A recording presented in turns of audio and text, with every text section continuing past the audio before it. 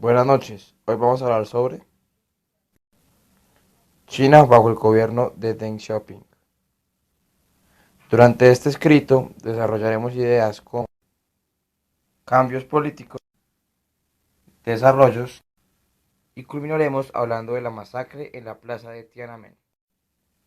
Para hablar de Deng Xiaoping y sus políticas hay que primero hablar de Zhou Enlai, quien fue el que primero propuso las cuatro modernizaciones, que era que China avanzara en cuatro aspectos: agricultura, industria, ciencia y tecnología, y por último en la defensa. En 1993 muere Zhou Enlai y aparece una lucha por el poder. Finalmente, Deng logra sobreponerse a sus adversarios y ponerse como secretario general del Partido Comunista de China. Entonces, él, mediante eso, logra poner en curso las cuatro modernizaciones. Pero primero, vamos a hablar de algo que tuvo que hacer para que el partido avanzara un poco. Y esto fue la rehabilitación del Partido Comunista, con el cual buscaba que el partido se educara y dejara eh, ese analfabetismo que muchos poseían dentro del partido y educarlos y darles escuela secundaria, que finalmente solo lo obtuvieron el 11% de la población del partido en ese entonces. Lo primero que quiero hablar acerca del desarrollo de la época de... Bueno, ahora voy a hablar del desarrollo agrícola que estuvo presente durante el gobierno de Deng. Primero, el desarrollo agrícola que proponía Deng era un cambio en el modelo maoísta, que muchos consideran que tuvo un terrible resultado por lo que fue la revolución cultural, que dejó a millones muriéndose de hambre, porque era un plan mal organizado y a veces se considera que se había quedado atrás. Gracias a que en 1950 se formaron las comunas rurales, había una sobreabundante mano de obra y esta mano de obra era poco calificada. Entonces el gobierno chino tomó una decisión y creó una estrategia autosuficiente. Una estrategia autosuficiente que muchos habían calificado de imperfecta y que no iba a funcionar, porque rara vez había dado resultado. Pero lo difícil de hacer que les fuera autosuficiente es que había mucha diferencia entre áreas, que algunas eran mejor que otras y además había desigualdad porque los que tenían en especial el cultivo de arroz tenían mejores condiciones. Por otro lado, se inicia una reforma agraria en 1978, donde se hablaba sobre una imperfecta administración rural. Y aquí se introdujeron por primera vez los contratos, que era entregar la responsabilidad de las tierras y de los cultivos a los campesinos. Se buscó un cambio a la agricultura distinto a lo de sus principios. Aquí me refiero a que pues China era comunista y ya entregarle al pueblo ya no es propiamente comunista. Pero entonces, al entregar esa responsabilidad no significa que ellos compraban la tierra ni que podían comprar más, sino que ellos tenían que abastecer esa tierra. Esto fue un éxito y aumentó la mano de obra y la calificación por la motivación de que podían ser mejores. Pero es un error pensar en una economía capitalista y más bien una economía organizada. Sin embargo, muchos campesinos se convirtieron en empresarios. La otra característica en la que me gustaría hacer énfasis sobre el gobierno de Deng Xiaoping fue en el desarrollo industrial. El desarrollo industrial se vio en primer lugar caracterizado por una apertura al comercio, la tecnología y la inversión extranjera, que fue el que denominan el cambio más espectacular. Con este apertura al comercio, China es más o menos lo que es hoy en día. Y esto también se logró gracias a una doctrina de autosatisfacción, autosuficiencia, que al principio comenzó con el modelo soviético y lo llevó hasta 1970, en donde el comercio exterior no era importante. Y ahí ya se dieron cuenta que esta doctrina de autosuficiencia no era tan efectiva como pensaban. Sin embargo, le sirvió para poder adaptar esta apertura al comercio. Los chinos pensaban que eh, la única forma de lograr una industrialización sería mediante invertir lo más posible y consumir lo menos posible. Pero entonces esta estrategia se vio obstaculizada por la inversión en la defensa. Por otro lado, el equipamiento industrial de China era anticuado e ineficiente, lo que provocaba que la industrialización no se iba tan rápidamente. Y esto era gracias al socialismo de Mao, que pensaba que se podía hacer una rápida expansión industrial mediante una agricultura colectiva. Como ya nos dimos cuenta, esto fue un error que cometió Mao durante su gobierno y por lo tanto, y por esto es que Deng logró ese avance económico e industrial. Prosiguiendo con el tema, cuando ya en 1979 ya se había comenzado a formar una industria pesada, el crecimiento de esta misma se vio estancada por la falta de energía, digamos combustible y por así decir madera para el fuego.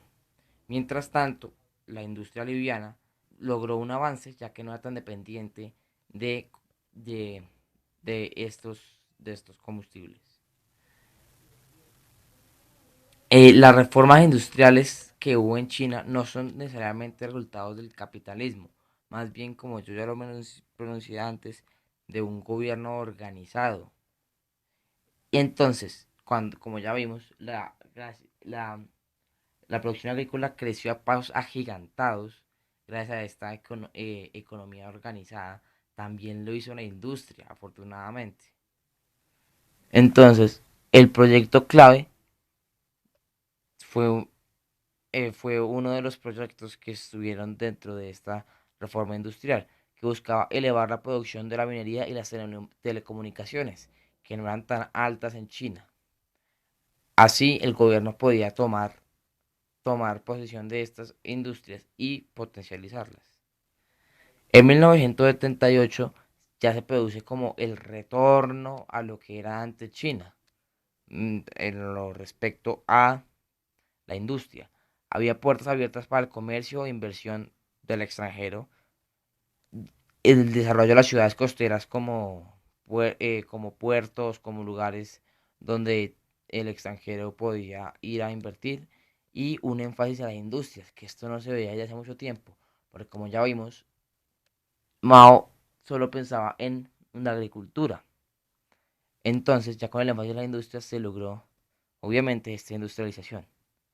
Posteriormente, en 1978, hubo una expansión en la empresa privada, gracias a la inversión, lo que creó una expansión del crédito y que el Banco Central de China fuera el epicentro bancario de todos los bancos especializados, ya fuera en negocios extranjeros, nacionales, importaciones, exportaciones, que fuera el banco, el epicentro bancario. Por último, me gustaría hablar de la masacre en la plaza de Tiananmen, un suceso que ocurrió el 4 de julio de 1989, en el amanecer del 4 de julio de 1989. Este es un lamentable episodio en la historia china, ya que fue cuando cientos de civiles fueron acribillados por el ejército chino o el ejército rojo, en una operación militar que pretendía desmantelar una manifestación pacífica que ocurría en la plaza de Tiananmen en Pekín o Beijing. Durante 7 días consecutivos, manifestantes se congregaban en la plaza de Tiananmen, enfrente de la ciudad prohibida, en el corazón de Beijing. Muchos allá proclamaban lemas como abajo el gobierno o más libertad. Esto se debía a que, gracias a todos los avances que había hecho Deng habían sido contrarrestados gracias a que olvidó la parte social. Mucha gente se veía oprimida, mucha gente no podía hacer nada. Entonces fue este momento cuando, en su mayoría estudiantes, comenzaron a subir los ánimos de la gente y en abril de 1989 comenzaron a protestar por la libertad. El 3 de julio de 1989 se levantó una estatua que simulaba la Estatua de Libertad. Es una foto muy interesante. Simulaba la Estatua de Libertad y la pusieron en toda la cara de la foto de Mao como una forma de desafiarlo. Hacia la medianoche, tanques corrieron por todo el centro de la capital hacia unos, hacia unos protestantes desarmados. Esto ocurrió porque durante estos episodios se encontraba Ronald Reagan de visita estatal en China. Y aquí fue cuando se congregó la protesta y el partido le dijo a Deng, básicamente, o usted está con los rebeldes o usted está con nosotros, el partido. Aquí fue cuando Deng decidió mandar las tropas y la población no tuvo nada más que hacer que defenderse con palos y rocas y era algo que no tenía esperanza. Cuando los tanques intentaron entrar a la plaza de Tiananmen, toma lugar uno de los hechos más impactantes de la historia, que es cuando este hombre llamado, o como le dicen, el hombre desconocido, se atraviesa en el camino de un tanque que intenta avanzar. El tanque se detiene, lo que hace que una sesión de otros tanques también se detenga. Por todos los medios, el tanque intenta rodear el hombre, pero el hombre lleno de valor se atraviesa una vez más. Posteriormente el video acaba y no se sabe qué pasa con este joven, que es llamado el joven desconocido. Muchos estudiantes fueron acribillados por las balas y posteriormente en su vida muchos fueron seguidos hasta sus casas y los soldados entraron a las casas matando a todos los que encontraban a su paso.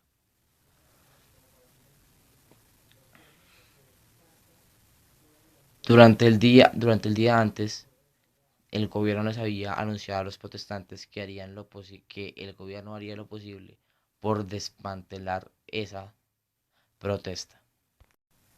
Posteriormente, todos los hospitales de la ciudad fueron llenados de gente herida o gente agonizando. Estos fueron entrados al hospital en improvisadas camillas hechas a veces de bancas o de simplemente lo que se encontrara. Todos los hospitales, no importa de qué edad, estaban llenos de heridos de la masacre. Un acto de valor muy importante durante esta época era que la gente de China quería que el mundo supiera qué pasaba y hacía murallas humanas para proteger a los periodistas que en ese momento grababan lo que estaba ocurriendo y gritaban: dejemos que el mundo vea lo que pasa en China. Aunque no se conocen cifras oficiales, se estima que murieron entre 250 y 14.000 personas en esta masacre, mientras dejó otras 10.000 heridas. Algo lamentable de esto es que en China esto, eh, esto es un tema del que no se habla, que simplemente se refiere como el 4 de julio. Es un tema que los niños chinos tal vez no conozcan hasta que se acabe esta época de comunismo en China totalmente. De pronto no sabrán y muchos morirán sin saber qué pasó. Porque este es un tema de que no se habla en público en China.